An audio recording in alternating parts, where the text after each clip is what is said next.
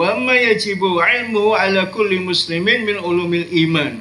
Jadi kita diwajibkan yaitu mempelajari tentang tauhid. Al-Quran itu 80% itu insya Allah tauhid, 20%-nya itu yang lainnya. 80% itu banyak mengaji tauhid. Makanya di situ tauhid, Rasulullah di Mekah tinggalnya 13 tahun itu cuma mengajarkan tauhid saja. 10 tahun hijrah ke Madinah, ya, macam-macam peperangan dan lain sebagainya, fikih dan lain sebagainya. Dan ayat yang turun di Mekah lebih banyak daripada di Madinah. Saya pernah catat.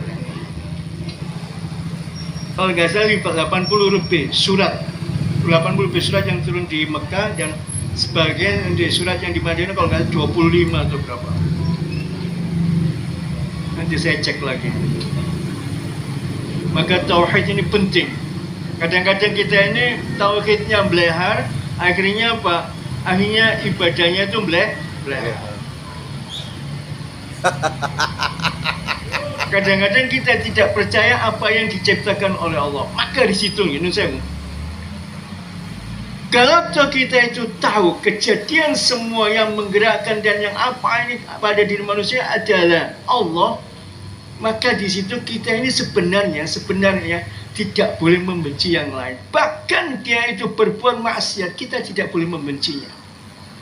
Bahkan itu golongan lain tidak boleh kita membencinya. Syiahkah, kafirkah, tidak boleh membencinya. Kenapa? Memang Allah sudah ciptakan seperti itu. Kalau kita membenci dia, termasuk kita membenci Allah. Secara tidak langsung, kalau saya salah, tolong diprotes.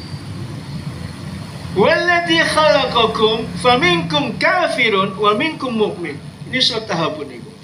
Allah yang menjadikan kamu semuanya, sebagian menjadi kafir, sebagian menjadi orang yang mukmin. Sudah dicap oleh Allah sudah. Kenapa Allah ciptakan surga dan neraka? Menurut saya ini kajian ilmu. Monggo kita berpikir sama-sama. Kenapa dalam sebuah hadis, inna rajulan ya'maluna bi'amali ahli jannah, fayakunu bainahu wa bainaha dira'un, wa yasbiqu alaihi al-kitab, wa ya'malu bi'amali ahli an-nar fayadkhulun nar. Wa anna rajulun la ya'maluna bi'amali ahli an-nar wa yakunu bainahu wa bainaha dira'un wa yasbiqu alaihi al-kitab wa ya'mal bi'amali ahli al-jannah fayadkhulul jannah rufi'at qalam wa jaffas suhuf. Jadi ada seseorang yang ibadahnya khusyuk, Masya Allah, seolah-olah dia itu dicetuskan ahli surga. Tapi antara dia dengan surga itu jaraknya sangat dekat sekali. Detik-detik terakhirnya fa'ya'mal bi'amali ahlina, sebelum meninggal dia melaksanakan perbuatan yang dilarang oleh Allah. Akhirnya apa? Masuk neraka. Kenapa? Wasbiqu ala kitab, karena sudah ditulis oleh Allah, yaitu di kitabnya di Lauh Mahfuz sudah dicap ada orang min ahlin. Nah, ada seseorang yang dicap ahli surga, dia maksiat, tapi detik terakhirnya taubat sama Allah, meninggal masuk surga. Mungkin antum sudah pernah mendengar cerita yang banyak ceritakan, ya itu.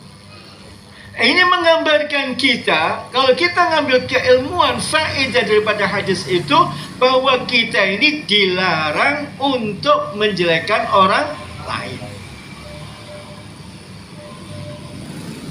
Ada pepatah, wala tahtakir man dunaka wa likulli syai'in maziyah. Jangan kita menghinakan orang lain. Setiap manusia mempunyai kelebihan. Golongan satu dan yang lain jangan sampai menyalahkan satu di antara yang lain, karena hidayah dari Allah. Qul innal huda hudallah yahdi man yasha wa yudhillu man yasha. Kalau orang belum diberikan hidayah oleh Allah, bagaimana? Kita marahin, kita. Rasulullah pun ditegur oleh, bukan ditegur oleh Rasulullah pun disuruh oleh Allah cuma bala, menyampaikan saja. Rasulullah cuma menyampaikan risalah ini. Maka disitu Rasulullah tidak pernah menegur orang lain, kan? Tidak pernah menggunjing orang lain, tidak pernah menyalahkan orang lain, tidak pernah ini dan itu. Kalau toh umat Islam ini damai, sejuk, saling menghormati, saling menghargai satu di antara yang lain, maka tidak ada peperangan, tidak ada permusuhan satu di antara yang lain, damai. Maka di situ dikatakan innamal mu'minuna ikhwah fa aslihu baina akhawaykum wattaqullaha la'allakum